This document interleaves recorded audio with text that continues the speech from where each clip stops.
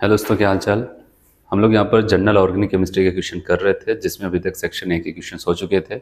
आज हम लोग को सेक्शन बी के क्वेश्चन, मतलब कि उनके जेई और नीट के पीवाईक्यूज वाले जो क्वेश्चन हैं वो देखने हैं। तो चलिए यहाँ पर स्टार्ट करते हैं। इसमें अगर हम लोग बात करते हैं क्वेश्चन जो पहले जेई के क्वेश्चन करने वाले, इसमें जो पहला क्वेश्चन लोग देखने जा रहे हैं यहाँ पर प्यूरिफिकेशन से जुड़ा हुआ क्वेश्चन है। और आपको पता है प्यूरिफिकेशन की बात करते हैं तो यहाँ पर ऑर्गेनिक कंपाउंड्स को अगर हमें सेपरेट करना है किसी दूसरे कंपाउंड से, चाहे वो ऑर्गेनिक हो चाहे इनऑर्गेनिक से, तो उसको प्यूरिफाई करने की जो टेक्निक्स थी उसी पे बेस्ड क्वेश्चन, उस पर काफ़ी ज़्यादा क्वेश्चन पूछे जाते हैं, चाहे नीट हो चाहे जेई मेंस हो। लेटेस्ट अगर 3-4 सालों में देखा जाए तो दोनों से लगभग 2-3 बार क्वेश्चन पूछा जा चुका है। तो अब अगर हम लोग यहाँ पर आते हैं तो देखते हैं यहाँ पर क्या क्या होगा। अब देखा जाए प्यूरिफिकेशन की यहाँ पर टेक्निक इस वाले कॉलम में, और दूसरे में वहाँ पर कुछ ऑर्गेनिक कंपाउंड्स बताया गया किस इस टेक्निक से हम किसको सेपरेट करते हैं। तो अगर हम यहाँ पर देखते हैं तो आपको पता है डिस्टिलेशन अगर बोला जाए तो उसको हम सिंपल डिस्टिलेशन की बात करते हैं। और सिंपल डिस्टिलेशन तब यूज किया जाता है, तो मैंने आपको बताया था जब दो ऐसे सब्सटेंस हो जिनके बॉइलिंग पॉइंट्स में काफी ज्यादा डिफरेंसेस हो, तो वहां पर सिंपल डिस्टिलेशन टेक्निक का यूज होता है, जैसे कि क्लोरोफॉर्म और एनिलीन। और फ्रैक्शनल डिस्टिलेशन की अगर हम बात करते हैं तो फ्रैक्शनल डिस्टिलेशन मैंने आपको बताया था, इसके एग्जांपल पे आता था crude oil from petroleum industries. और वहां पर मैंने आपको बताया था जब हमारे पास क्या हो जाता है, जो क्रूड ऑयल होता है उसमें डीजल, पेट्रोल, कैरोसिन, लुब्रिकेटिंग, ये सबका मिक्सचर होता है। लेकिन हम उसको कहते हैं फ्रैक्शनल डिस्टिलेशन करते हैं तो डीजल अलग हो जाता है, पेट्रोल अलग हो जाता है, कैरोसिन अलग हो जाता है, वहां पर लुब्रिकेटिंग ऑयल अलग हो जाता है। तो आपको पता है फ्रैक्शनल डिस्टिलेशन, इसका मतलब यहाँ पर एग्जाम्पल में डीजल और पेट्रोल लिखा था, तो मतलब वही crude oil from petroleum industry वाला केस आ जाता है।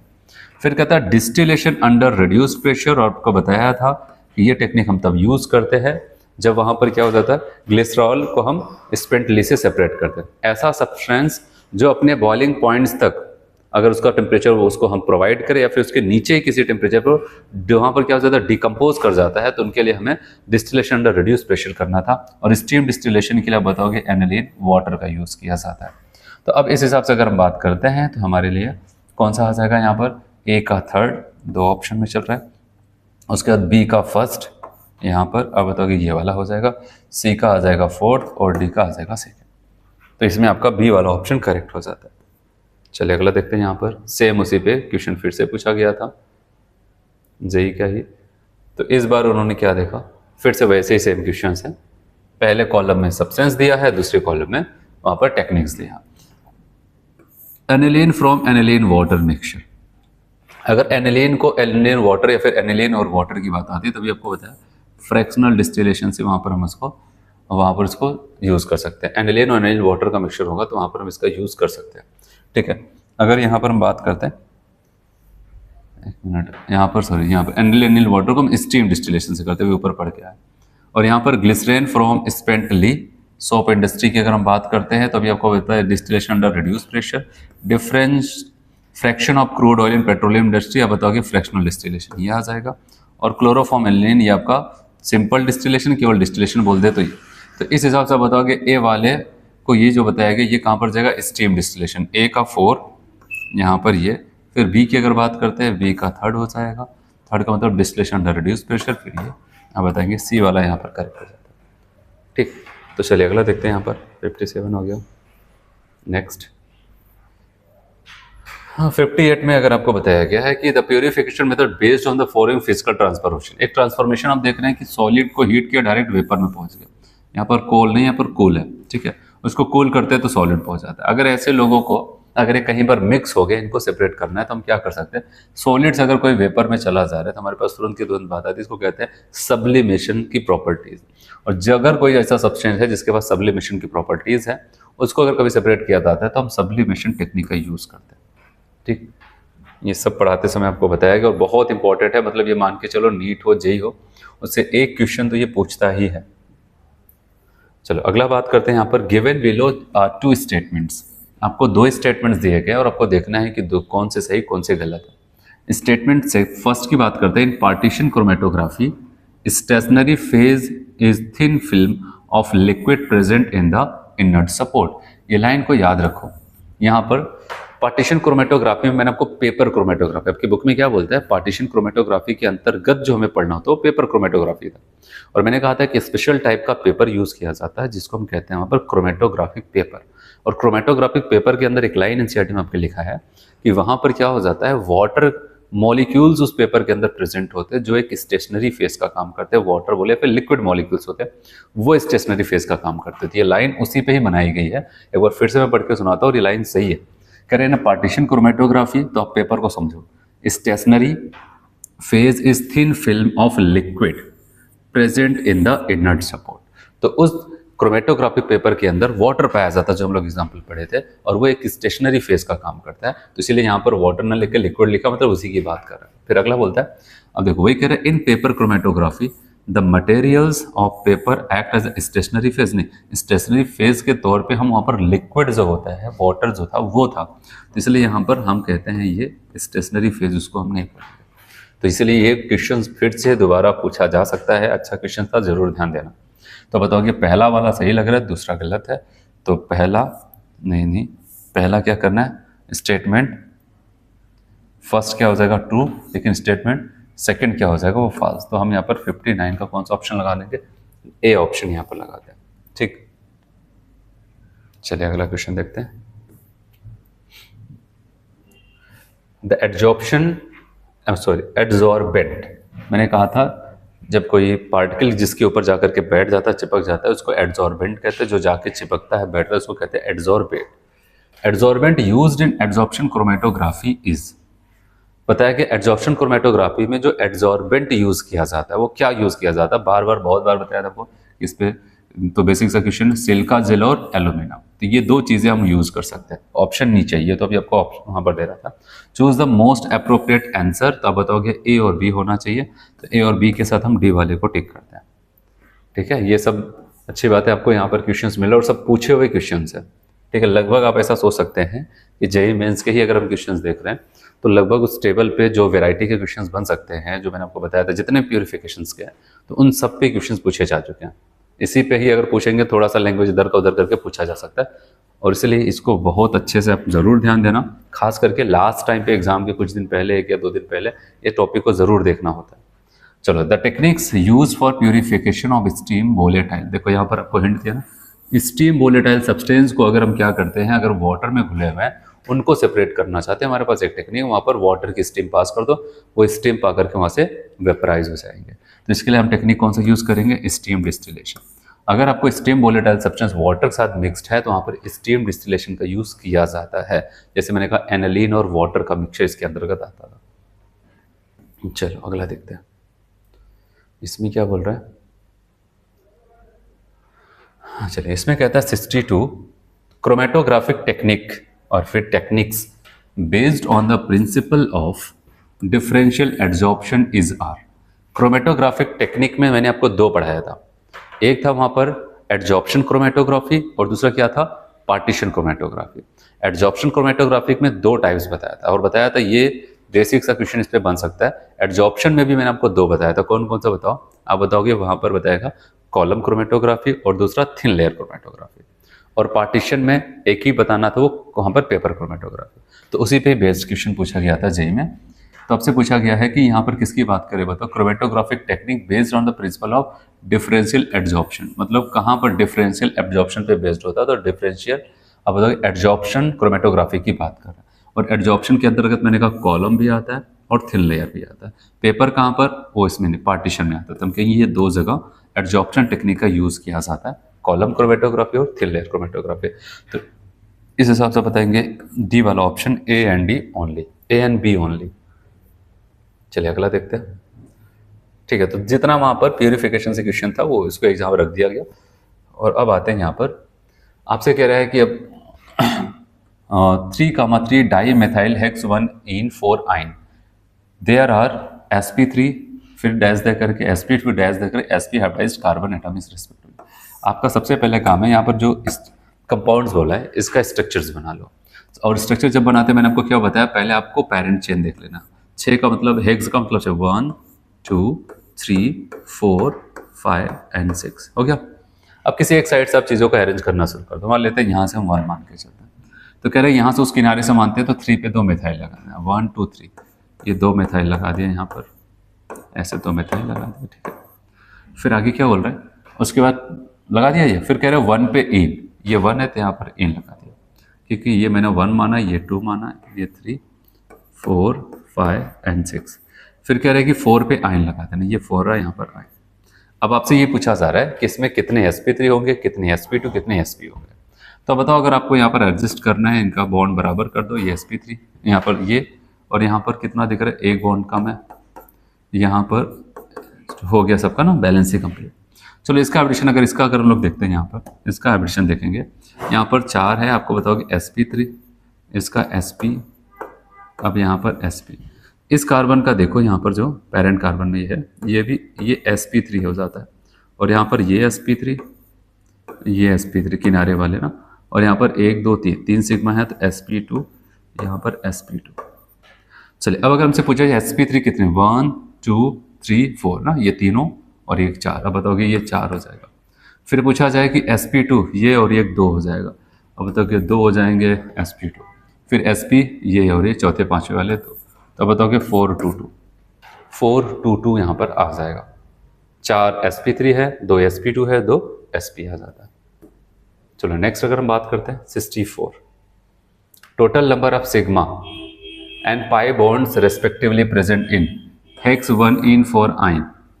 हेक्स 1 इन 4 आयन में क्या होगा, तो चलो इसको हम बनाते हैं। हेक्स फिर से बोल रहे हैं ना, 6 बना दो, 1 2 3 4 5 एंड 6, ठीक है, ऐसा कुछ हो सकता है। उसके बाद अगर हम आते हैं यहाँ पर, कह रहे हैं कि 6 तो हो गया, 1 पे इन लगाना, चलो इधर से लगाते तो 1 पे इन, 4 पे कह रहे हो आयन, 1 2 3 4, ये 4 आयन लगाते। इसमें पूछा है सिग्मा और पाई बताओ।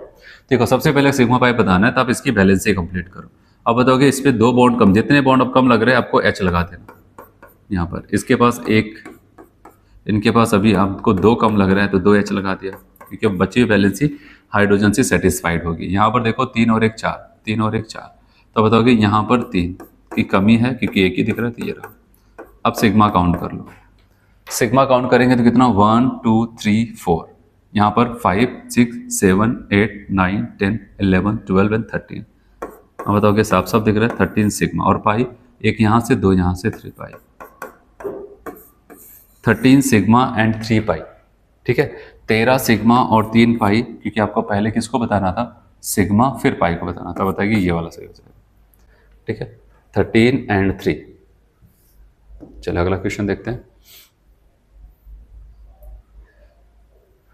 पूछा कि bond line formula of HOCHCN का होल ट्वाइस। देखो इसका अगर हम बनाए यहाँ पर, तो इसको मैं से, अगर बॉन्ड लाइन अभी मैं नॉर्मल बना रहा हूँ, तो बताओ कि इस कार्बन के पास एक H भी लगा है, एक OH है, आप ऐसा कह सकते हैं एक H है, और 2 CN ग्रुप लगे हैं। ये तो इसका नॉर्मल स्ट्रक्चर हो जाता है। लेकिन अगर बॉन्ड लाइन की बात करते हैं, बॉन्ड लाइन की बात करते हैं, तो याद रखना उसमें जो पेरेंट कार्बन चेन की चेन होगी उसको हम नहीं दिखाते हैं, ना कार्बन को दिखाते ना हाइड्रोजन। ये फंक्शनल ग्रुप है, इनको तो दिखाना पड़ेगा। तो इनको जब दिखाएंगे तो हम ऐसे दिखाएंगे, यहाँ पर एक OH लगा दिया और 2 CN लगा दिए, ये रहा CN, ये रहा CN, इसी को हम कहेंगे बॉन्ड लाइन स्ट्रक्चर। देखो यहाँ पर कार्बन को क्यों दिखाया, क्योंकि ये फंक्शनल ग्रुप वाला है कि नहीं, फंक्शनल ग्रुप वाला है यहाँ पर, और यहाँ पर ये दोनों फंक्शनल ग्रुप है, और ये भी आपका फंक्शनल ग्रुप होता है OH, इसको दिखाना पड़ेगा। लेकिन यहाँ पर इसको दिखाने की जरूरत नहीं, यहाँ पर एक बॉन्ड कम दिख रहा है, वो हाइड्रोजन है, तो बताओ यही स्ट्रक्चर मैच करेगा, और यहाँ पर कहते हैं बी वाले में। इसमें इन्होंने ये भी कार्बन हाइड्रोजन दिखा दिया, तो बॉन्ड लाइन किस काम का, सब दिख रहा है, तो बॉन्ड लाइन किसको कहेंगे, बॉन्ड लाइन वहां पर क्या हो जाएगा, बताओगे ऐसे यहाँ पर होना चाहिए।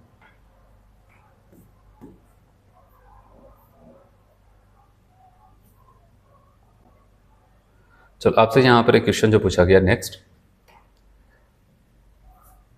Correct identify the correct statement from the following.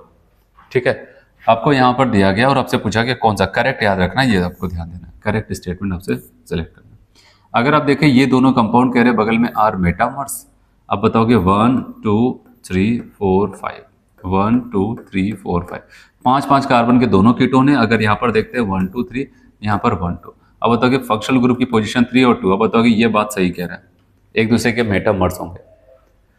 और यहाँ पर अगर हम आते हैं, देखो ये CN है और क्या है NC है, फंक्शनल आइसोमर। ये भी लाइन मैंने कहा था पढ़ाते समय, साइनाइड और आइसोसाइनाइड एक दूसरे के फंक्शनल आइसोमर होते हैं। फिर यहाँ पर आते हैं फंक्शनल ग्रुप, यहाँ पर इस कार्बन पे, यहाँ पर इस कार्बन पे, दूसरे पे लगा। लेकिन जल्दबाजी नहीं करना, यहीं पर वो आपको फंसाना चाहता था, क्योंकि अगर हम देखें इसमें कितने कार्बन, 1 2 3 4, टोटल 4 कार्बन। यहाँ पर आओ 1 2 3 4 5, अगर ये 4 ये 5 कार्बन का, आप तुरंत बताओगे ये एक दूसरे के कोई आइसोमर नहीं हो सकता। क्योंकि आइसोमर के लिए मॉलिक्यूलर फॉर्मूला सेम होना चाहिए, ये मॉलिक्यूलर फॉर्मूला इन दोनों का अलग है, तो आप आइसोमर की कहानी यहाँ पर जोड़ ही नहीं सकते। फिर यहाँ पर आते हैं, कहा कि ये होमोलॉगस है, याद रखना ये प्राइमरी अमीन है, क्या है भाई, ये प्राइमरी अमीन, और ये सेकेंडरी अमीन हो जाता है। और याद रखना प्राइमरी और सेकेंडरी अमीन एक दूसरे के फंक्शनल आइसोमर होते हैं, और अगर फंक्शनल आइसोमर मतलब ये अलग फंक्शनल ग्रुप की कैटेगरी में रखा जा रहा है, ये अलग फंक्शनल ग्रुप की, और आपको होमोलॉग्स का मतलब हो जाता है सेम फंक्शनल ग्रुप होना चाहिए। अगर प्राइमरी अमीन हो तो प्राइमरी अमीन ये भी होना चाहिए था, लेकिन आपने कहा प्राइमरी सेकेंडरी बताओ कि होमोलॉग्स इनको नहीं बोलेंगे, क्योंकि होमोलॉग्स है तो फंक्शनल ग्रुप सेम होना चाहिए। तो बताओ कि इस हिसाब से दो ही लोग हमें सही लग रहे हैं, पहला दूसरा, तो हम कहेंगे ए और बी, हम सेकेंड वाले ऑप्शन को टिक कर देते हैं। चलो इसमें देखते हैं, in which of the following molecules, एक मॉलिक्यूल आपको दिख रहा है, hybridization of carbon A B C respectively are. A इनको कहा गया, देख रहे 3 हाइड्रोजन एक ही हो जाता है, टोटल 4 बॉन्ड दिख रहे हैं तो sp3, और उसके बाद यहाँ पर आते हैं 1 2 3, टोटल 3 सिग्मा दिख रहा है sp2, सब कुछ पढ़ा है आपको। और यहाँ पर इस वाले बेंजीन वाले कार्बन की बात कर रहे हैं, यहाँ पर 1 2 3 दिख रहा है, अब तो ये भी sp2 आ जाएगा। तो आप बताएंगे क्रमशः ए बी सी की बात करेंगे, sp3 sp2 sp2 sp3 sp2 sp2, अब बताओगे डी वाला यहाँ पर हो जाता है।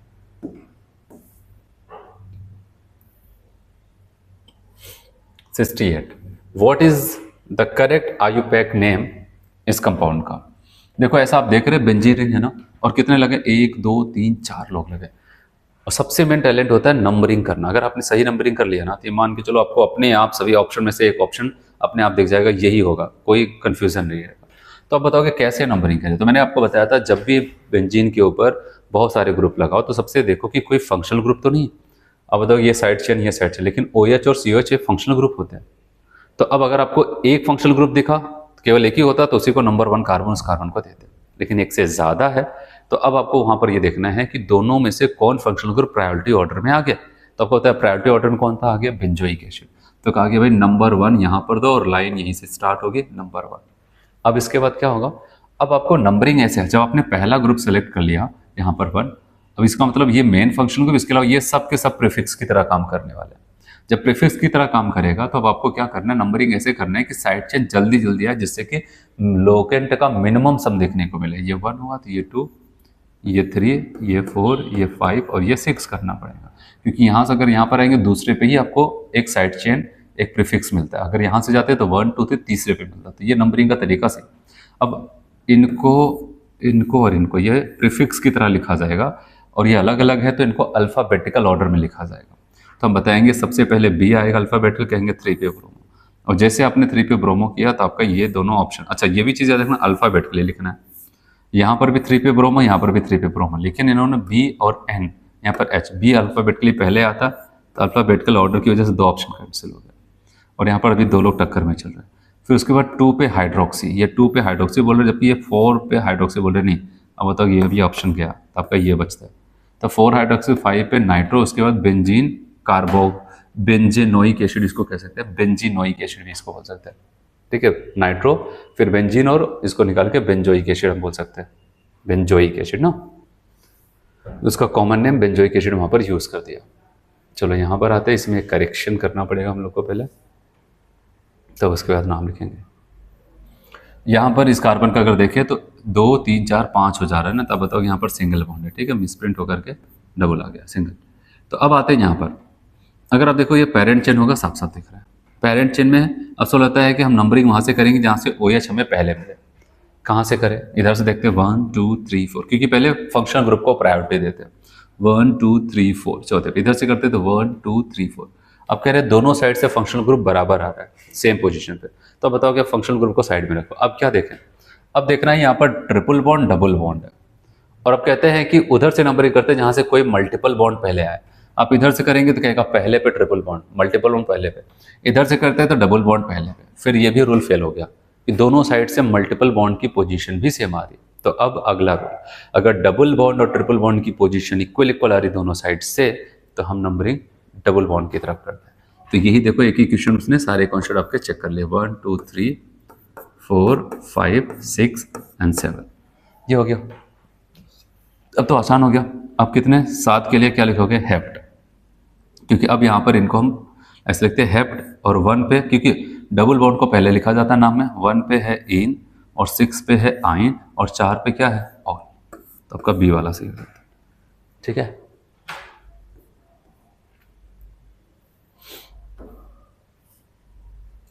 विच of the following is the correct IUPAC name given organic compound x is.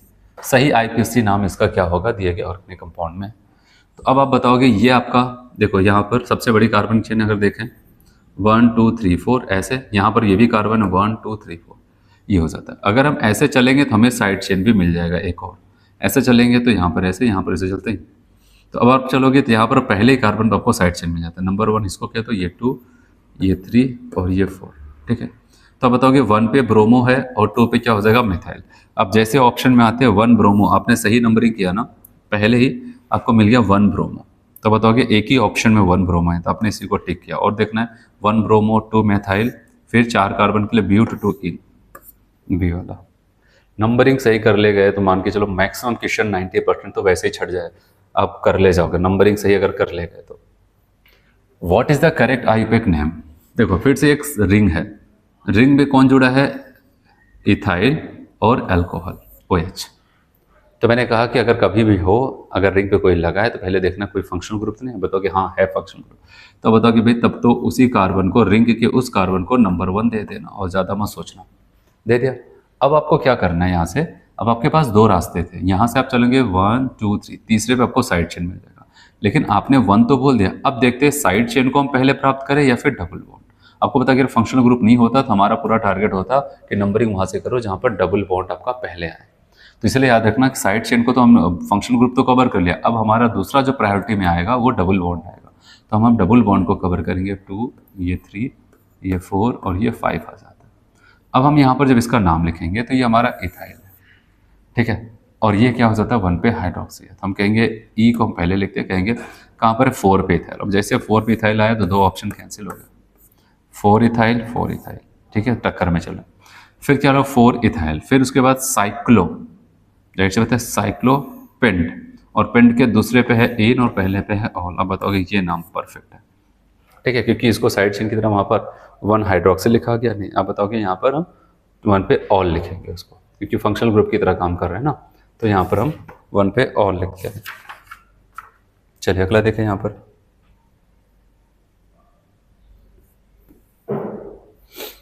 The IPSC name of the following compound is. ये ध्यान देना है यहाँ पर।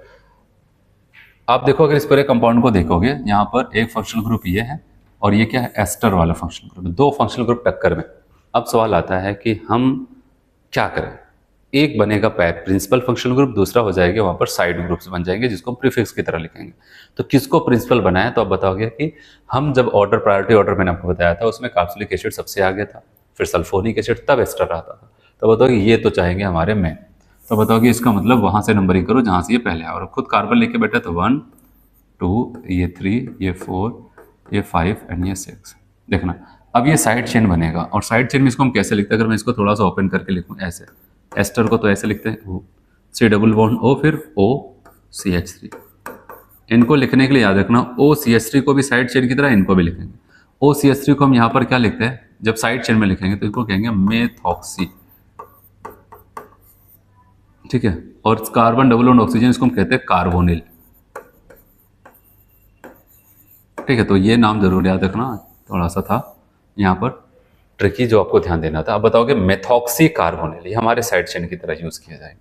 तो अब अगर हम यहाँ पर देखते हैं ये मेथॉक्सी कार्बोनिल, तो अब इसका हम नाम लिखते हैं कहाँ पर है, 6 नंबर पे। अब बताओगे 6 पे कौन है, मेथॉक्सी, और मेथॉक्सी से कौन जुड़ा है, कार्बोनिल हो गया यहाँ पर। 6 पे मेथॉक्सी कार्बोनिल, इनको लिख दिया। फिर उसके बाद 2 और लोग हैं, ये और ये, अब कहेंगे 2,5 डाई मेथाइल हो गया। फिर अब कितने, 6 कार्बन का एसिड लिख दो। अब बताओगे यहाँ पर हेक्सेनोइक एसिड, तो हम बताएंगे यहाँ पर पहला वाला सही हो जाता है। 6 methoxy carbonyl 2,5 di methyl hexanoic acid, तो ए हो जाएगा वहां पर।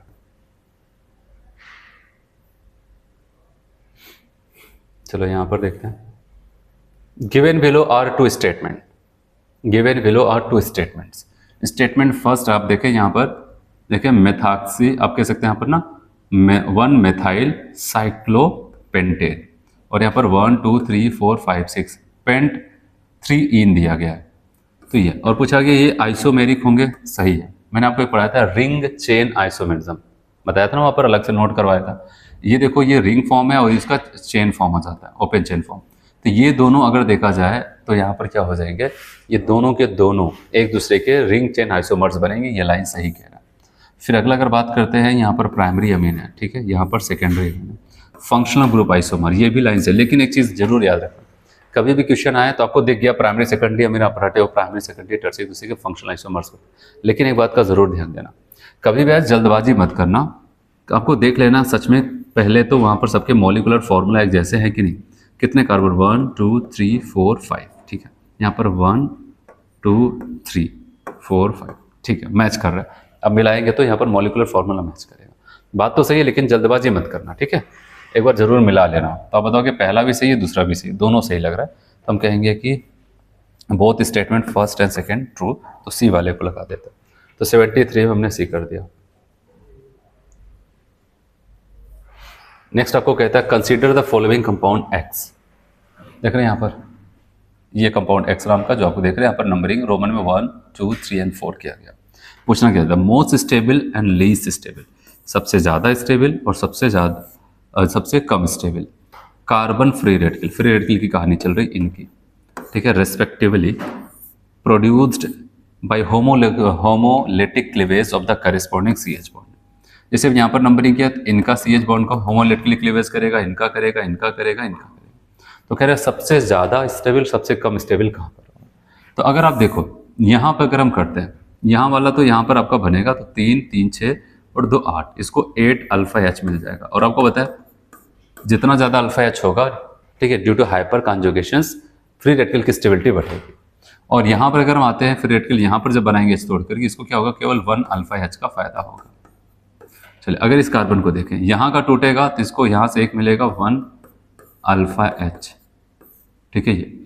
और यहाँ पर अगर आते हैं तो यहाँ पर आपको ये तोड़ेंगे तो कोई भी अल्फा H नहीं मिलने वाला।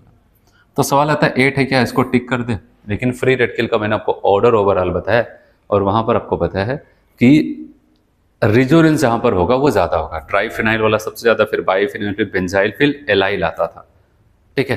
तब उसके बाद हम आते थे अल्फा H को देखना, उसके बाद शुरू करते, पहले पूरा रेजोनेंस कॉन्जुगेशन वाले को आगे, जितना ज़्यादा रेजोनेंस स्ट्रक्चर उतना ज़्यादा फ्री रेडिकल की स्टेबिलिटी, उसके बाद तब देखते थे अल्फा H। तो अब यहाँ पर आते हैं, तो अगर आप देखो अगर यहाँ पर फ्री रेडिकल आ गया, ऐसे सोचो अगर यहाँ पर फ्री रेडिकल आ गया, इसके रिस्पेक्ट में अल्फा कार्बन और यहाँ पर पाई बॉन्ड दिख रहा है ना, याद आया कॉन्जुगेशन आपको सिखाया था, कॉन्जुगेशन कैसे पहचाना जाता है, बताओगे free radical to pi conjugation पाया जाता है, जिसकी वजह से ये वाला जब टूटेगा इसको यहाँ से एक अल्फा H का सपोर्ट मिल जाएगा, ठीक है। लेकिन कह रहे उससे ज़्यादा फायदेमंद इसके लिए क्या हो जाता है, यहाँ पर एक कॉन्जुगेशन मिल रहा है, तो बताओ कि ये ज़्यादा हो जाएगा, इसका मतलब सेकेंड सबसे मोस्ट स्टेबल के लिस्ट में आएगा। और सबसे कम ये यहाँ पर देखें, यहाँ पर ये इसको कोई भी अल्फा H नहीं मिल रहा है और यहाँ पर ट्रिपल बॉन्डेड में वो ज़्यादा स्टेबल नहीं होगा, ठीक है। तो इसलिए बताओ कि सबसे ज़्यादा सेकेंड और सबसे कम की लिस्ट में ये, तो बताओ कि सेकेंड और हम लगाएंगे फर्स्ट, तो कौन सा, डी वाला लगाना पड़ेगा, सेकेंड मोस्ट स्टेबल और फर्स्ट वाला लीस्ट। चलो यहाँ पर देखते हैं, the least acidic compound among the following, सबसे कम एसिडिक कौन होगा। अगर आप देखो यहाँ पर ये थोड़ा क्या बन जाएगा, ये फिनॉल का केस था, ठीक है, ये फिनॉल वाला केस है और ये सल्फोनिक एसिड है,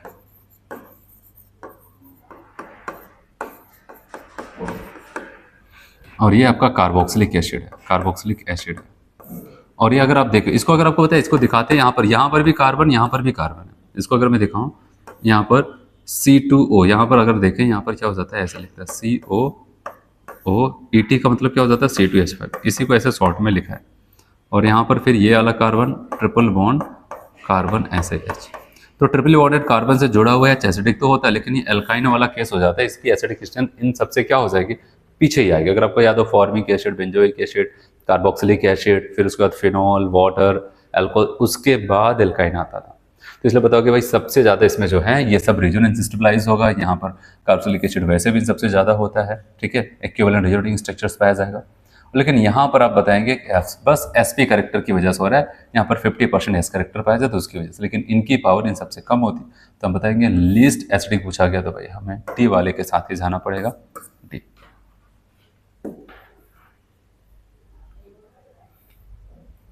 नेक्स्ट आपसे कहता है hyper conjugation is not a permanent effect, बात गलत कह रहा है।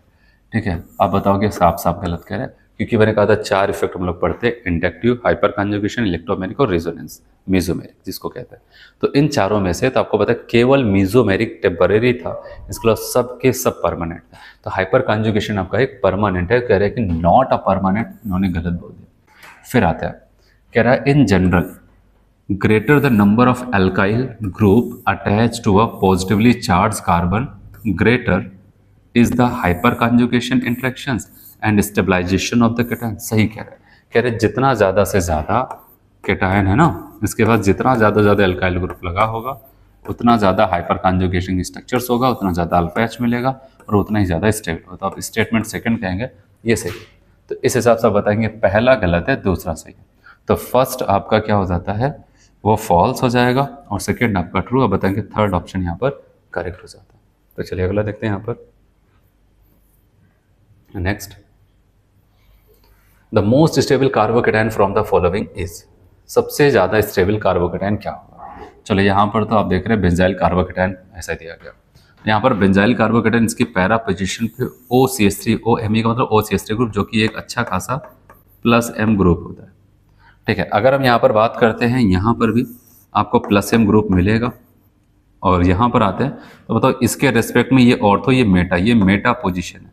तो मेटा पोजीशन पे तो M काम नहीं करता है, यहाँ पर OMe केवल यहाँ पर इंडक्टिव इफेक्ट काम करेगा और वहाँ पर कौन सा -I होगा। अगर इस हिसाब से हम लोग बात करते हैं तो हमारे पास एक कॉन्सेप्ट है स्टेबिलिटी ऑफ कार्बोकेटायन। क्या पढ़ाया था भाई, इनकी स्टेबिलिटी को +M और +I ग्रुप बढ़ाता है और -M -I ग्रुप घटाएगा। और उसमें भी अगर हम बात करते हैं कि अगर आप देखें कि जैसे अगर यहाँ पर आते हैं OCH3, ये एक स्ट्रॉन्ग एक्टिवेटिंग ग्रुप है, ये क्या कर जाता है, बहुत ज़्यादा इसकी स्टेबिलिटी को बढ़ाएगा। ये भी बढ़ाएंगे, लेकिन आपको पता है ये कहाँ पर आते थे, +M में काफ़ी पीछे आते थे, वीकर एक्टिवेटिंग में आते थे। और यहाँ पर ये अपने नेचर की वजह से यहाँ पर वो घटाएगा, कहेगा कि M इफेक्ट लगने नहीं देंगे, केवल लगेगा I इफेक्ट और I की वजह से इनको घटा देगा, यहाँ पर ना बढ़ा ना तो घटा। तो हम यहाँ पर टिक करेंगे तो किसको करेंगे, इनको करते हैं सेकेंड वाले को।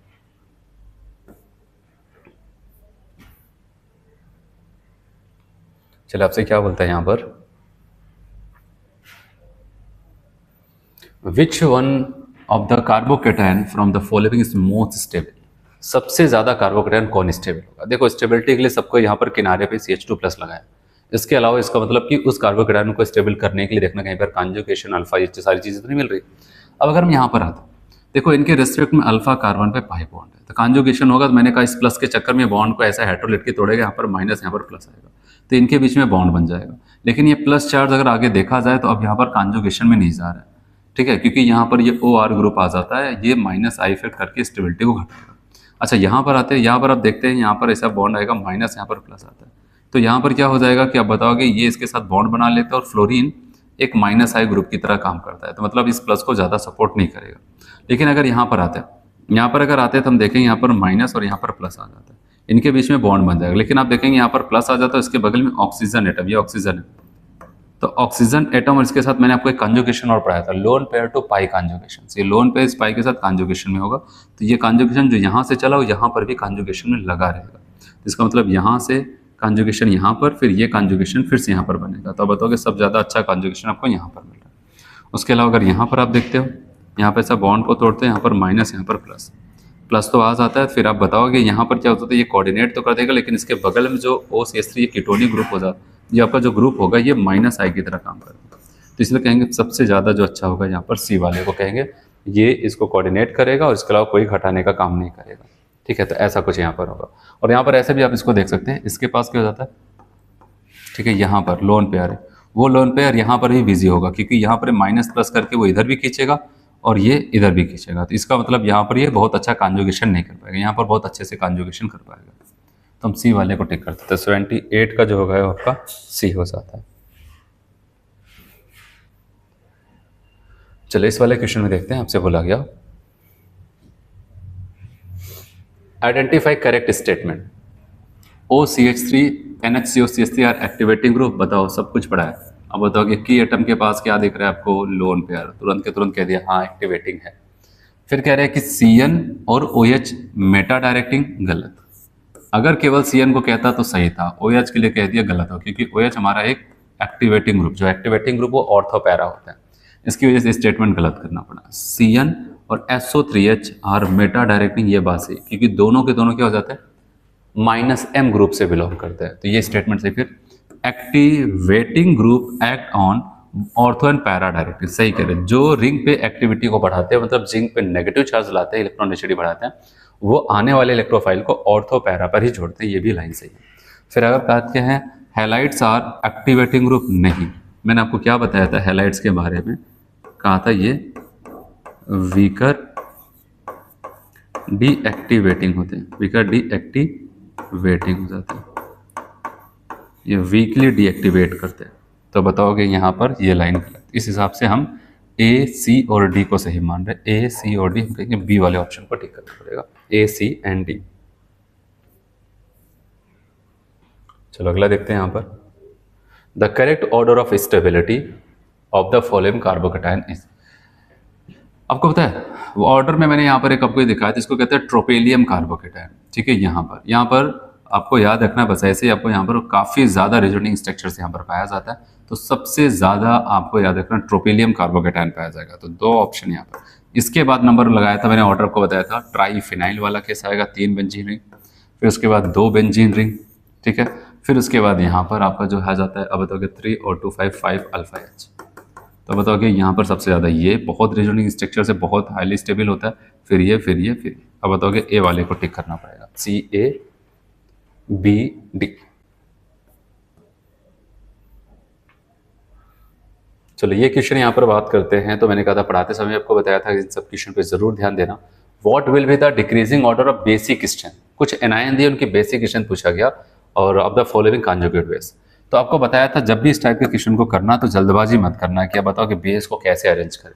आपको होता है एसिड का जस्ट उल्टा ऑर्डर उनके बेसिक स्ट्रेन का हो जाता है, उनके एनायन का। तो मैंने कहा था सब में क्या करना है आपको पता है, एक H+ जोड़ देना है, सब में एक H+ जोड़ देना। अगर इस पर आप H+ जोड़ेंगे तो पता क्या बन जाएगी, ये वाटर बन जाएगा। यहाँ पर H+ जोड़ेंगे तो ये ROH अल्कोहल बन जाएगा। यहाँ पर H+ जोड़ेंगे तो ये एसिड बन जाएगा, कार्बोक्सिलिक एसिड। और यहाँ पर अगर जोड़ते हैं तो ये HCl बन जाता है। और मैं अगर आपको यहाँ पर अभी एसिडिक स्ट्रेन का ऑर्डर बताऊँ तो आपको पता है ये ऑर्गेनिक एसिड वीक होते हैं, ये बहुत स्ट्रॉन्ग होता है HCl, ये इनऑर्गेनिक एसिड बहुत स्ट्रॉन्ग होता है। एसिडिक स्ट्रेंथ में HCl सबसे ज़्यादा। फिर हम तीनों में बताओ वाटर, अल्कोहल और कार्बोक्सिलिक एसिड, मैंने कहा था कार्बोक्सिलिक एसिड ज़्यादा होगा। ऑर्डर सब कुछ बताया, कहा था ऑर्डर बहुत इंपॉर्टेंट है। उसके बाद ये दोनों आते हैं, वो कहता है तो वाटर के बाद अल्कोहल का नंबर आता था, तो बताओ कि वाटर आएगा, फिर उसके बाद नंबर आ जाता है अल्कोहल। ये इनके एसिडिक स्ट्रेंथ का ऑर्डर है। और बेसिक स्ट्रेंथ क्या हो जाएगा, इनके कॉन्जुगेट बेस का एसिडिक का जस्ट उल्टा ऑर्डर होता है। इसका मतलब अगर अल्कोहल इन चारों में सबसे वीक एसिड है, तो अब इसके जब बेसिक स्ट्रेंथ की बात आएगी, इसका एनायन सबसे ज़्यादा, फिर वाटर का एनायन, फिर इनसे भी कम आपका एसिडिक एसिड का एनायन आ जाएगा CO-, और सबसे कम जो जितना ज़्यादा स्ट्रॉन्ग एसिड होगा उसका कॉन्जुगेट बेस उतना ही वीक बेस होगा। तो अब यहाँ पर Cl- आ जाता है, ठीक है, ऐसा।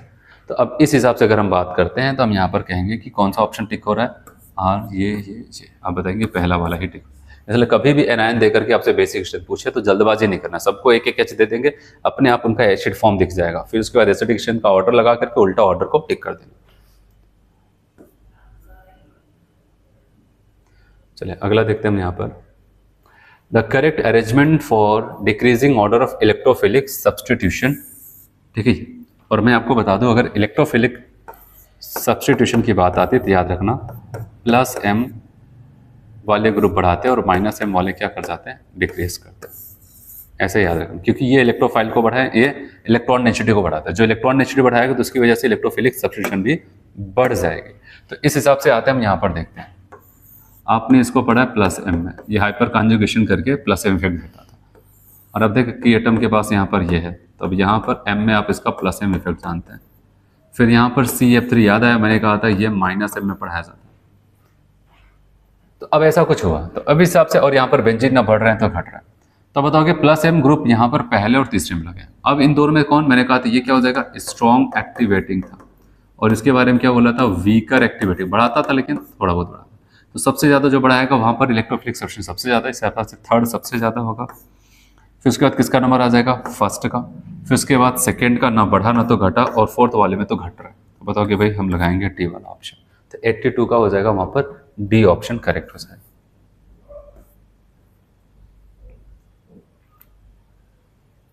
83, विच one of the following compound does not exhibit resonance, कौन ऐसा कंपाउंड जो रेजोनेंस नहीं देता है।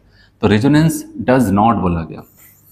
देखो अब आपको वहीं पर रेजोनेंस मिलेगा जहां पर कॉन्जुगेशन, और मैंने आपकी काफी प्रैक्टिस कराई थी वहां पर पढ़ाते समय रेजोनेंस में कॉन्जुगेशन। अब बताओ अगर यहाँ पर हम देखें, यहाँ पर ऐसा लोन पेयर और ये हो जाता है, तो इसके रेस्पेक्ट में ये अल्फा कार्बन होगा ना, पाई बॉन्ड से जुड़ा है, तो यही तो होगा, इससे जुड़ा हुआ ऐसा बॉन्ड बना करके ये जुड़ा है, तो इसके रेस्पेक्ट में अल्फा कार्बन में पाई बॉन्ड दिया। बताओगे ये तो होगा, हमें जहां पर नहीं होगा उसको टिक करना है। और अब बताओगे यहाँ पर चलो ये जाए या ना जाए, इसमें थोड़ी ना पूछा कि कौन जाएगा कौन, ये यहाँ पर single double single double single ये तो है ही। फिर यहाँ पर आता है, यहाँ पर देखना ये डबल बॉन्ड है, हमने कहा ठीक है, और यहाँ पर कौन इसके पास लोन पेयर, मैंने कहा लोन पेयर दिखाया कि आपको पता होना चाहिए। इससे जुड़ा हुआ पहला कार्बन अल्फा कार्बन, और मैंने कहा था कि हमें पाई बॉन्ड कहाँ पर दिखना चाहिए, अल्फा की बीटा पे, अल्फा पे, और अल्फा पे आपको पाई बॉन्ड नहीं दिखा, जो दिख रहा है बीटा पर, बताओगे तुम ही यहीं पर नहीं हो। अच्छा सवाल है तो यहाँ पर कैसे हो जाएगा अगर वो नहीं होगा। आप इसको अगर देखो, मैं इसको ओपन करके दिखाऊं, अब बताओगे CH3 CH2 CH2, फिर इनको अगर ओपन करें देखना कैसे बनेगा ये, C double bond O NH2, इसके पास लोन पेयर। अगर आप देखो, अगर मैं आपसे कह दूं ये हमारा ग्रुप जो लोन पेयर लेके बैठा है, तो ये कौन सा कार्बन अल्फा, और अल्फा पे पाई बॉन्ड दिख रहा है कि नहीं दिख रहा, बताओगे हाँ दिख रहा है, तो ये भी दे देगा। तो हमें ये पूछना था जहां पर ना दे, तो अब बताओगे ये सी वाले में नहीं देगा। ठीक है, तो अच्छा क्वेश्चन था, इसको ध्यान देना था। 83। अब आते हैं क्वेश्चन नेक्स्ट 84।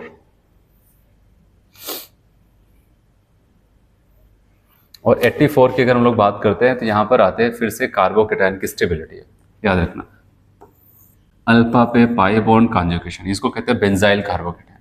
ये sp2 हाइब्रिडाइज कार्बन से जुड़ा हुआ केटायन है sp2, और यहाँ पर क्या होगा sp3 से, और यहाँ पर sp से।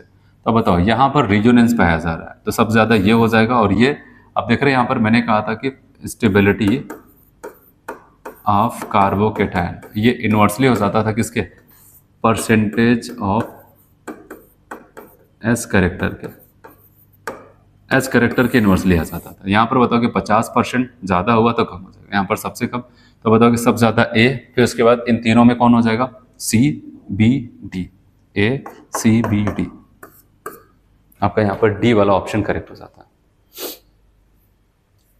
चलो अब नीट के जो PYQs पूछे गए हैं क्वेश्चन GOC से, अब उसको देखते हैं। यहाँ पर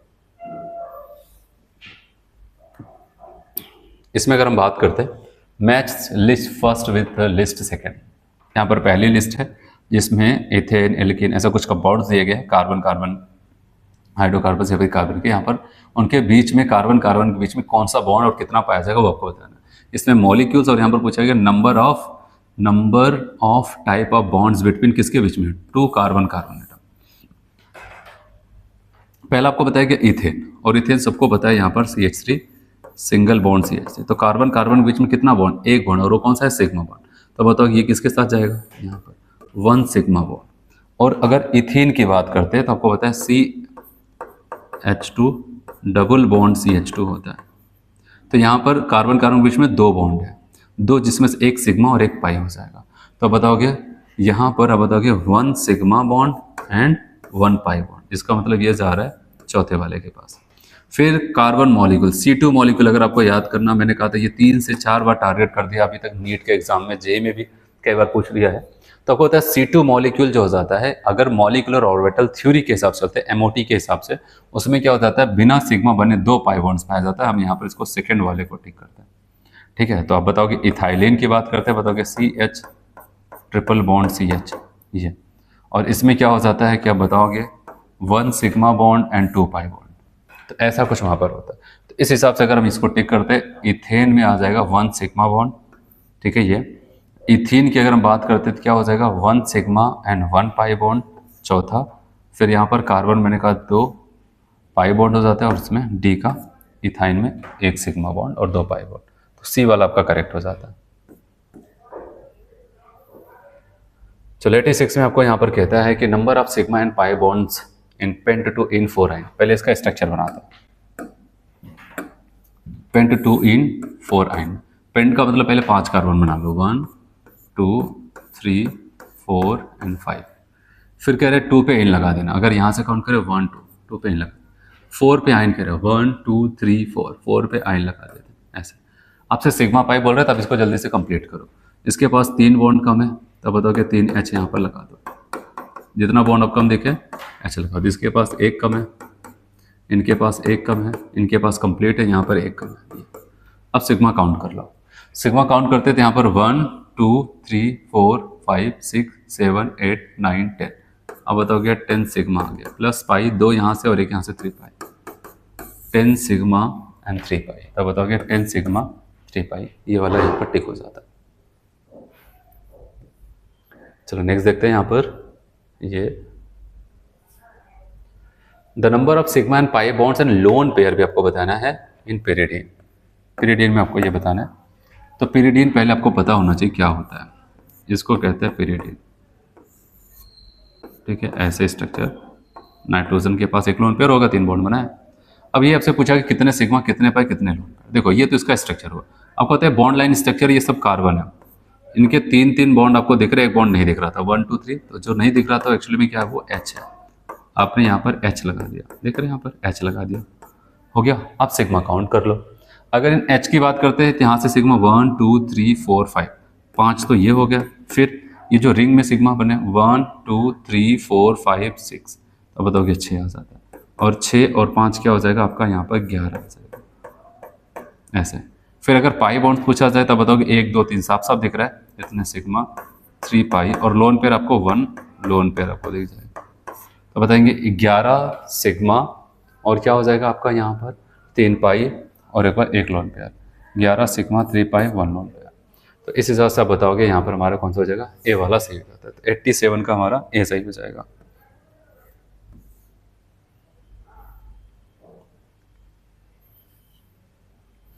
the correct IUPAC name of the compound.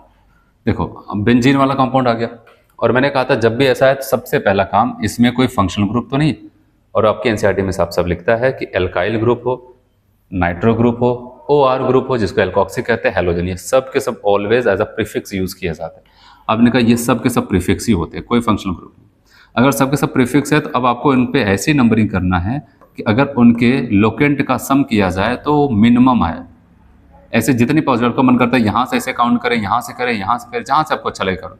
लेकिन याद रखना उसमें जहाँ पर सबसे कम नंबरिंग मिलेगा, लोकेंट का सम करेंगे जहाँ पर सबसे कम आएगा उसी को हम सही नंबरिंग करते हैं। वो नंबरिंग ऐसी होगी 1, यहाँ पर 2 3 4 ऐसे, ये हो जाएगा। और इस पर करते ये सबसे बेस्ट नंबरिंग है। इसके अलावा और करेंगे तो आपको 7 से ज़्यादा, क्योंकि यहाँ पर 1 और 2 और 4, 4 2 6 और 1 7 आएगा। और इसके अलावा कुछ भी तरीका अपनाएंगे वो 7 से ज़्यादा ही लोकेंट का सम। तो इसका नाम लिखते हैं। ये फ्लोरो है, ये नाइट्रो, ये इथाइल है। तो अल्फाबेटिकली यूज करते हैं, बताओगे ई पहले आता है तो 4 पे इथाइल है। 2 ऑप्शन चल रहे हैं 4 पे इथाइल। उसके बाद बताओगे 4 पे इथाइल के बाद यहाँ पर 1 पे फ्लोरो आ जाएगा। दोनों में चला 1 फ्लोरो। फिर 2 पे क्या हो जाएगा, नाइट्रो। इसने 6 पे बोला इसलिए ये भी कैंसिल हुआ, 6 नाइट्रो। फिर लास्ट में बचा क्या, बेंजीन। तो आपका पहला वाला यहाँ पर टिक हो जाता है। चलिए इसको लिखते हैं यहाँ पर 89।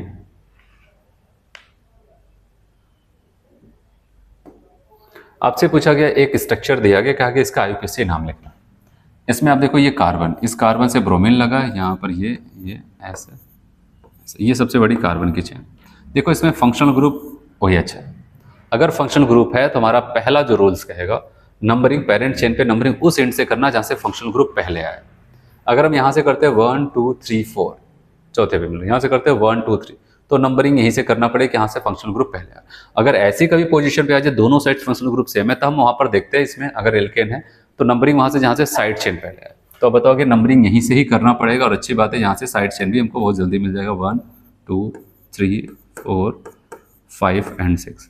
अब आपने नंबरिंग कर दिया ना, आपको बताया कि ये B से ब्रोमो, C से क्लोरो।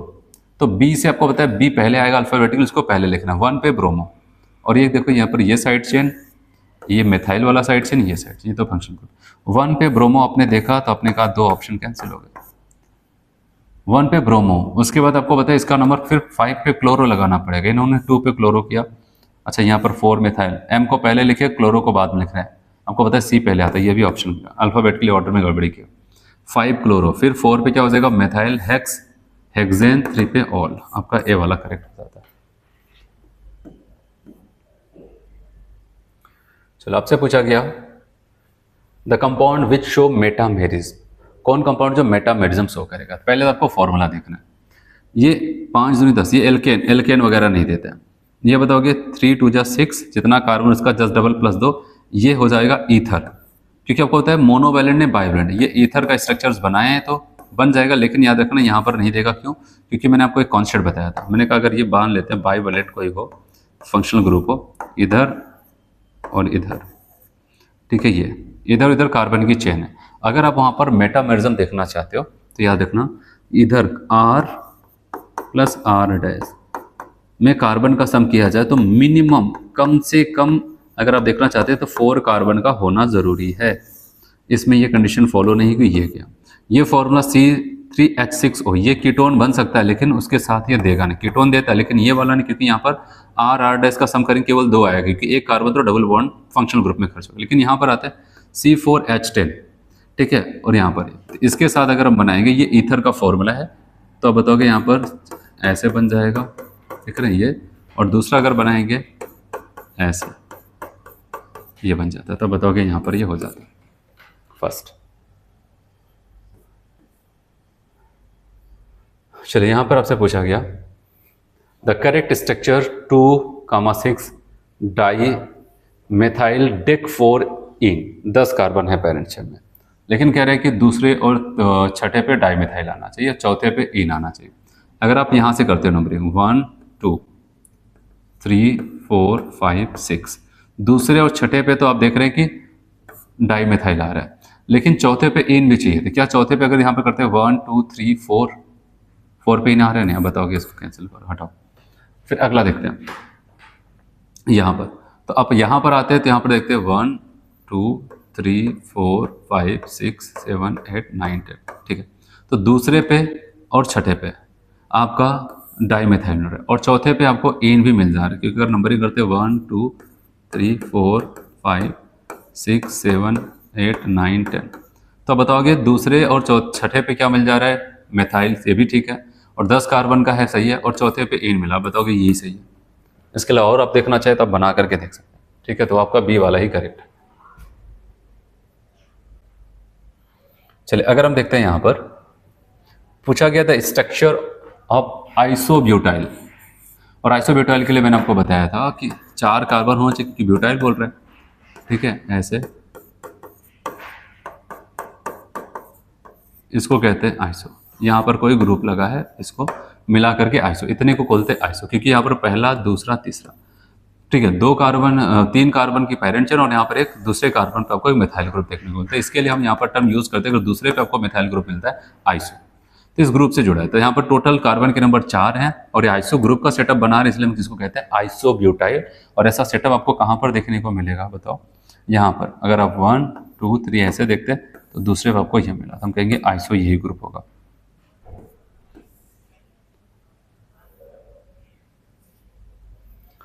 चलिए फिर से आपको स्ट्रक्चर दिया है और कह रहा है कि ये आईपीएससी नाम कहाँ पर फिट बैठे, इतना बड़ा सा नाम है, 3 पे इथाइल होना चाहिए। देखो फंक्शनल ग्रुप में COH लिया गया 1, क्योंकि नंबर 1 तो ये लेके जाओ 1 2 3, अगर देखते हैं 3 पे इथाइल, याद रखना ये 3 पे एक है, लेकिन इथीनाइल इसको बोलते हैं, डबल बॉन्ड वाला है, तो ये भी गया। यहाँ पर आते हैं 1 2 3, मिल तो रहा है लेकिन ये डबल बॉन्ड वाला ना, इथाइल हम तो कब बोलते हैं जब यहाँ पर सिंगल बॉन्ड होता है, C2H5 को बोलते हैं, ये भी गया। 3 पे इथाइल दिखना चाहिए, यहाँ पर आते हैं 1 2 3, यहाँ पर तो नहीं, ये भी गया काम से, क्योंकि इतना हमें कंफर्म है कि COH को नंबर 1 दिया जाएगा 1 2 3 4 5 एंड 6। अगर यहाँ पर आते हैं तो आप बताओगे 2 पे क्या इथाइल है, इतनी कंडीशन फुलफिल, उसके बाद 2 पे हाइड्रोक्सी हाँ है, फिर और क्या रहा है 4 पे मेथाइल 1 2 3 4 पे मेथाइल भी है, उसके बाद क्या हुआ 3 पे इन 3 पे इन 1 2 3 3 पे इन है, और 5 पे क्या है आइन, फिर ओई के, बताओगे डी वाला ही करेक्ट। ठीक, चलो अगला देखते हैं, पूछा गया which of the following compound can exhibit tautomerism, ठीक है। टॉटोमेरिज्म, कीटोनल टॉटोमेरिज्म, मैंने कहा था अल्फा एच का होना जरूरी है। देखो यहाँ पर अगर आते, मैंने आपको पढ़ाते समय कहा था इस कार्बन पे तो फंक्शनल ग्रुप तो अल्फा कार्बन तो है ही, लेकिन मैंने कहा था इस एच को हम, ठीक है, यहाँ पर कीटोनल टॉटोमेरिज्म इन्वॉल्व नहीं करते थे, क्योंकि इसका रीजन क्या बताया था आपको, बताया था ये क्या हो जाता है, ब्रीज हेड कार्बन था, ब्रीज हेड कार्बन था। और ब्रीज हेड कार्बन पे अगर हाइड्रोजन है तो वो टॉटोमेरिज्म इन्वॉल्व नहीं होता। ऐसे इनके पास आते थे, यहाँ पर जो एच होगा वो ब्रीज हेड वाला कहलाए, क्योंकि यहाँ पर देखो ये कार्बन 1 2 3 कार्बन चेन को पकड़ा है, तो ब्रीज हेड कार्बन ऐसा। तो अब बताओ कि यहाँ पर जो था उसको काउंट नहीं करेंगे, यहाँ पर उम्मीद थी इनके रिस्पेक्ट में देखा जाता है, और यहाँ पर भी कोई एच नहीं बचा यहाँ पर, तो बताओ ये भी क्या। अब यहाँ पर आते हैं, यहाँ वाले को तो हम काउंट नहीं करेंगे क्योंकि वो ब्रीज हेड है। और यहाँ पर देखो ये अल्फा कार्बन ये भी होगा, और यहाँ पर 2H हमें दिखा, और इसी की वजह से आप बताओगे हो जाता है। अब बताओगे केवल थर्ड में होगा, और ए वाला ऑप्शन आपका करेक्ट हो जाता है। ठीक है, पढ़ाते समय पूरा बहुत सारे कंपाउंड्स लिख करके आपको बताया था ना। चलो नेक्स्ट देखते हैं 95। विच of the given compound can exhibit tautomerism. कौन ऐसा कंपाउंड जो टॉटोमेरिज्म शो करेगा। आपको पता है इनके रेस्पेक्ट में अल्फा एच का होना जरूरी है, हो गया अल्फा एच। यहाँ पर देखो अल्फा एच का होना जरूरी है, अल्फा कार्बन ये वो फंक्शनल ग्रुप से ये हो गया। अच्छा यहाँ पर ना यहाँ पर ना यहाँ पर, याद आया कि मैंने आपको बताया था गामा टॉटोमेरिज्म, यहाँ पर इसकी वजह से हो जाएगा। क्यों? क्योंकि यहाँ पर बॉन्ड ऐसे जब पोलराइज होगा माइनस प्लस, ये बॉन्ड पोलराइज होगा पाई बॉन्ड माइनस प्लस, और इसी प्लस के चक्कर में ये बॉन्ड टूटेगा ऐसे, और यहाँ पर आएगा माइनस और यहाँ पर प्लस। और ये मैंने आपको बताया था ये दौड़ करके आएगा यहाँ पर जुड़ेगा, और प्लस माइनस की वजह से यहाँ पर बॉन्ड बनेगा, प्लस माइनस की वजह से यहाँ पर बॉन्ड बनेगा। तो बताओ कि ये गामा टॉटोमेरिज्म यहाँ पे पैरा टॉटोमेरिज्म का केस है, तो बताओ कि थर्ड वाले में होगा, फर्स्ट वाले में, सेकंड में, सब में होगा। तो हम किस में लगाएं? बी वाला, फर्स्ट सेकंड थर्ड सब में यहाँ पर पाया जाएगा।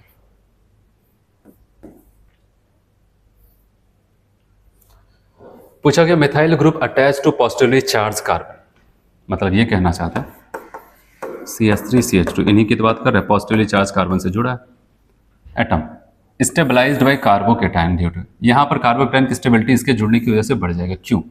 क्योंकि आपको बताया या तो यहाँ पर कहते हैं प्लस आई इफेक्ट, या फिर क्या बोलते हैं इसके पास अल्फा हाइड्रोजन है, मतलब कि एच इफेक्ट। ये दो लाइन में से कुछ बोले उसी को टिक करेंगे। कह रहे हैं कि यहाँ पर देखना माइनस लिखा है, minus inductive effect and hyper conjugation गलत, यहाँ पर प्लस लिख देता हाइपर कॉन्जुगेशन, ये सबसे अच्छा आंसर था। इलेक्ट्रोमेरिक इफेक्ट नहीं, हाइपर कॉन्जुगेशन हाँ, मीजोमेरिक नहीं। तो बताओ कि हमें सी वाले को लगाना पड़ेगा, कहेंगे कि ये तो लिखा नहीं है तो बचाइए, यही लिखा है तो उसी को टिक कर देंगे।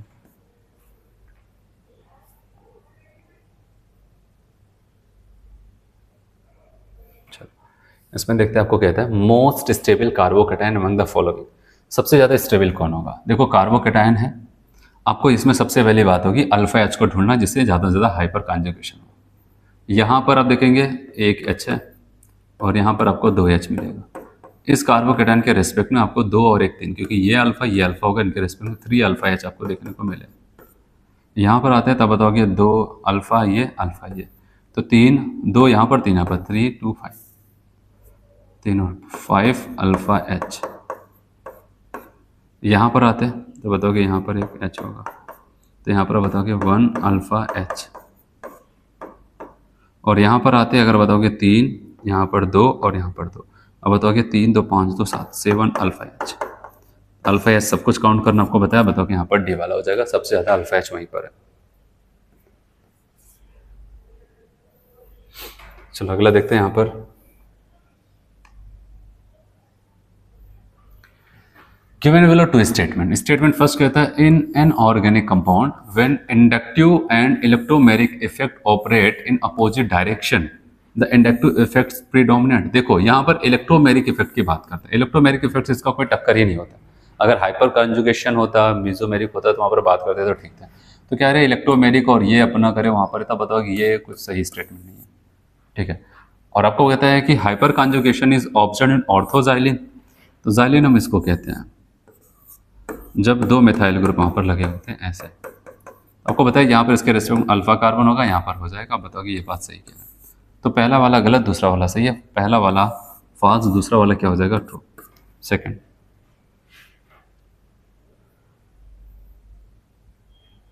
99 अ tertiary butyl carbocation is more stable then a secondary butyl carbocation because of the following. सही बात कह रहे हैं, टर्सरी ब्यूटाइल कार्बोकेटायन ज़्यादा होगा सेकेंडरी से, क्योंकि आपको पता है हाइपर कॉन्जुगेशन वहाँ पर ज़्यादा होगा।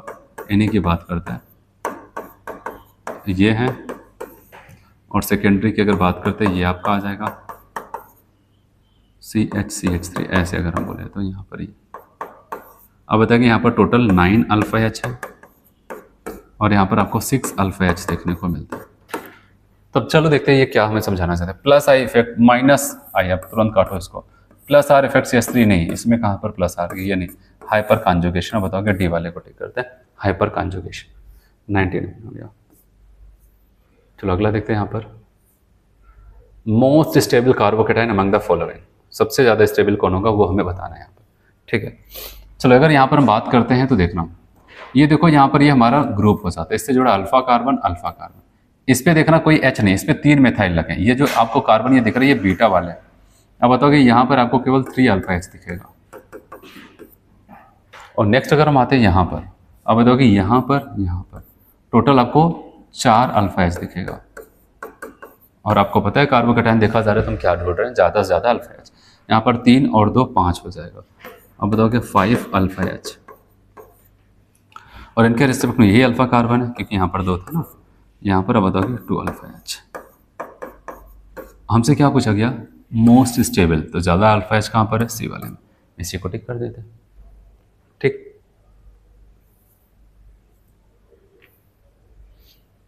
चलो यहाँ पर देखते हैं 101, which of the following is correct with respect to minus I effect of substituent.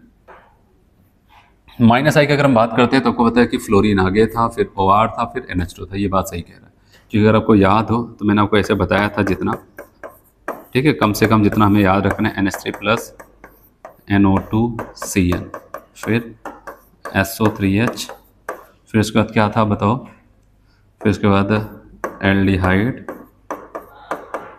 Ketone, carboxylic acid, फिर यहाँ पर आ जाता था फ्लोरीन, क्लोरीन, ब्रोमीन, आयोडीन, फिर उसके बाद OH, फिर OR, फिर मैंने आपको बताया था NH2, और यहीं पर NR2 भी आ जाता, लगभग आसपास ही रहता। फिर यहाँ पर C6H5, इतना था।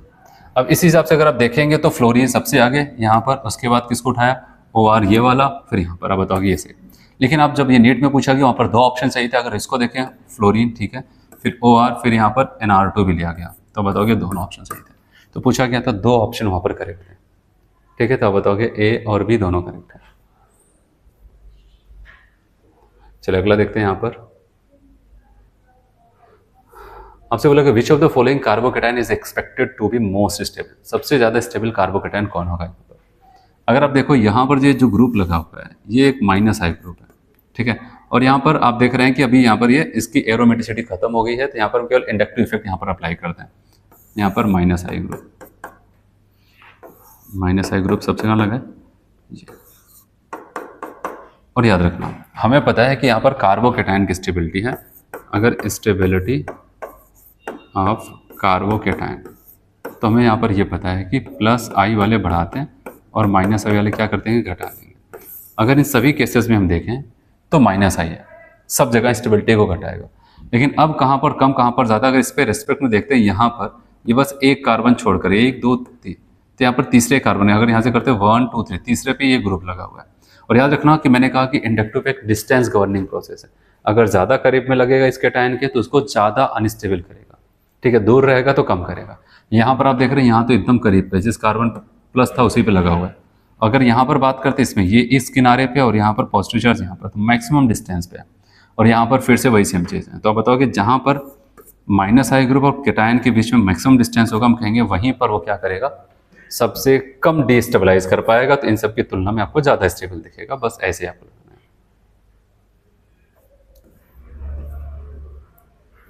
चलो और देखते हैं यहाँ पर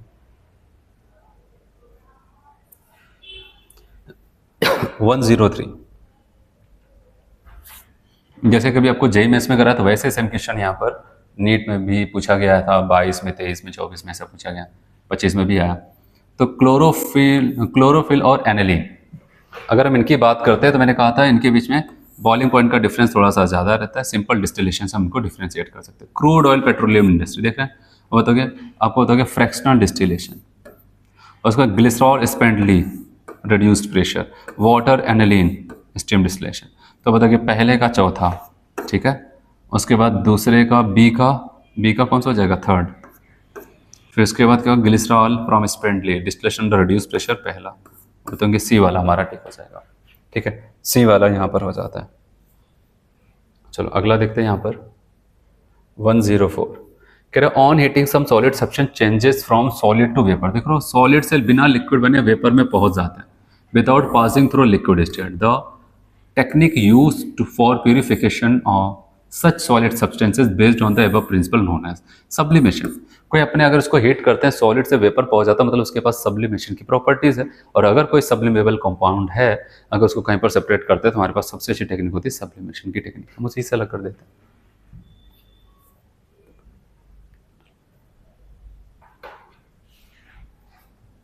चलो नेक्स्ट देखते हैं यहाँ पर match list first with list second. पहले लिस्ट को सेकंड से मैच करना, फिर से वही सेम टाइप का क्वेश्चन। आपको होता है ग्लिसरॉल फ्रॉम स्पेंटली, देख रहे कितनी बार पूछा गया, जेई मींस नेट वाला आप देख कर थक जाएंगे। तो पूछा गया इसकी अगर बात करते हैं distillation under reduce pressure third. फिर क्लोरोफॉर्म एनिलीन, आप देख रहे हैं क्लोरोफॉर्म एनिलीन, इन दोनों में डिस्टिलेशन या फिर नॉर्मल डिस्टिलेशन जिसको कहते हैं। फिर fractional oil crude oil, fraction of crude oil, तो बताओगे यहाँ पर फ्रैक्शनल डिस्टिलेशन, उसका वाटर एनिलीन नॉर्मल या फिर simple distillation, sorry steam distillation. तो इस हिसाब से आप बताओगे कौन सा ए का थर्ड, एक ही ऑप्शन है तो आप मिला लेंगे। चलो ये क्वेश्चन यहाँ पर paper chromatography is an example of, याद आया पूरा क्रोमेटोग्राफी दो पार्ट में, कौन सा एडजॉर्प्शन और पार्टीशन। फिर एडजॉर्प्शन में दो कॉलम और थिन सीट, ठीक है, थिन लेयर जिसको बोलते हैं। और अगर हम दूसरे में आते हैं, जो मैंने कहा था एडजॉर्प्शन, दूसरा कौन सा था वहाँ पर, अब बताओगे वहाँ पर पार्टीशन, और पार्टीशन केवल एक ही एग्जाम्पल था वो भी पेपर। तो आप बताओगे यहाँ पर पूछा गया पेपर क्रोमेटोग्राफी एग्जाम्पल किसका हो जाएगा, पार्टीशन क्रोमेटोग्राफी का। हो गया काम खत्म, ठीक है। यहाँ पर आते हैं नेक्स्ट, पूछा गया in Lassaigne extract of an organic compounds both nitrogen and sulphur are present which gives blood red colour of Fe3+ due to formation. आपको पढ़ाया था वो कौन सा हो जाएगा यहाँ पर। अगर वहाँ पर क्या हो जाता था कि नाइट्रोजन और सल्फर दोनों प्रेजेंट हो जाता था, वहाँ पर क्या हो जाता था, सोडियम जब जा करके उनसे रिएक्शन करता था सोडियम थायोसाइनेट बना लेता था। और जैसे हम लोग कहते थे ना वहाँ पर कि अगर हम नाइट्रोजन की टेस्टिंग कर रहे हैं, नाइट्रोजन की टेस्टिंग के दौरान अगर वहाँ पर प्रूशियन ब्लू कलर की जगह पर हमें ब्लड रेड कलर मिल जाए तो समझ लेना नाइट्रोजन तो है ही, साथ साथ सल्फर भी है, और उसका किसकी वजह से है, FeSCN2+ की वजह से आता है। चलो अगला देखते हैं यहाँ पर 108 nitrogen detection in an organic compound is carried out by Lassaigne's test. The blue colour form corresponding to which of the following formula है। जो ब्लू कलर आता है वो किसकी वजह से आ जाता है, तो आप बताओगे वहाँ पर कंपाउंड्स का नाम क्या चलता है, फेरीफेरोसाइनेट, Fe4FeCN का होल 6 का होल थ्रेस, Fe4FeCN का होल 6 का होल थ्रेस। ये जरूर याद रखना, ये सब पूछे हुए क्वेश्चन है। दोबारा फिर से किसी न किसी फॉर्म में इसको पूछा, देख रहे हैं ऑप्शन कितना क्लोज बना है, Fe3 यहाँ पर 2 किया, Fe4 यहाँ पर ट्वाइस किया, Fe3 यहाँ पर थ्रेस किया। तो याद रखना Fe4FeCN का होल 6 का होल थ्रेस। और आपको बताया वहाँ पर मैंने IPSC कोऑर्डिनेशन में बताया था, इसका ऑक्सीडेशन नंबर +3, इसका +2 होता था। चलो यहाँ पर अगला एक क्वेश्चन आता है ऑन कंबर्शन कंप्लीट कंबर्शन इतना ग्राम ऑर्गेनिक कंपाउंड है gives 0.2 gram of carbon dioxide, 0.1 gram of water, the percentage composition of carbon and hydrogen of the compound respectively. तो आपको बताया कि सिंपल सा फॉर्मूला बेस्ड क्वेश्चन है। परसेंटेज ऑफ कार्बन आप देखेंगे तो मैंने कहा था 12/44 इंटू क्या था, अब बताओगे mass of carbon dioxide upon mass of क्या हो जाएगा यहाँ पर ऑर्गेनिक कंपाउंड इंटू 100। बस ये रख करके सॉल्व करना, सब कुछ है बस कैलकुलेशन करना। चलो यहाँ पर 12/44 12/44 into mass of carbon dioxide यहाँ पर बताया 0.2, ऑर्गेनिक कंपाउंड आपका 0.3 इंटू 100 कर देते हैं। आप रख करके सॉल्व करते हैं, आपका यहाँ पर 18.18% ही आता है। चलिए दूसरा अगर हम बात करते हैं हाइड्रोजन, तो आपको बताया था 2/18, क्योंकि वाटर से ही प्राप्त करते हैं, मास ऑफ H2O और मास या फिर weight of carbon dioxide organic compound into 100। तो अब देख लेते हैं यहाँ पर percentage of hydrogen equal 2/18 into weight आपको यहाँ पर दिया 0.1 अपान ऑर्गेनिक कंपाउंड का 0.3 इंटू 100। देख रहे हैं यहाँ पर, और जब इसको हम सॉल्व करते हैं तो सॉल्व करते हैं आपका यहाँ पर 3.70%। इस हिसाब से आप देखेंगे यहाँ पर आपका बी वाला ऑप्शन करेक्ट हो जाता है। ठीक है, तो इसमें आपका बी ऑप्शन करेक्ट हो जाएगा। चलिए नेक्स्ट,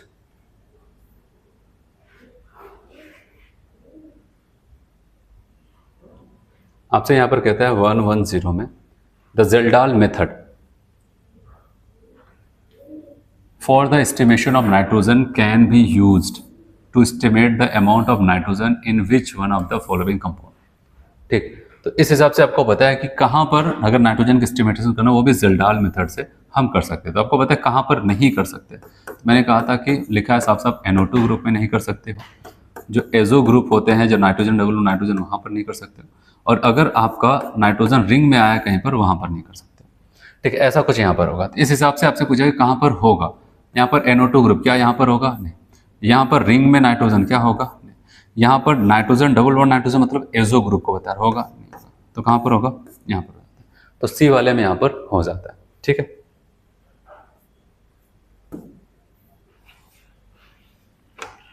और यहाँ तक आपका क्या हो जाता है कि सेक्शन बी के सारे क्वेश्चन कंप्लीट हो जाते हैं। तो अगले लेक्चर में हम सेक्शन सी के क्वेश्चन करते हैं, आज इतना करते हैं। ठीक है, थैंक यू।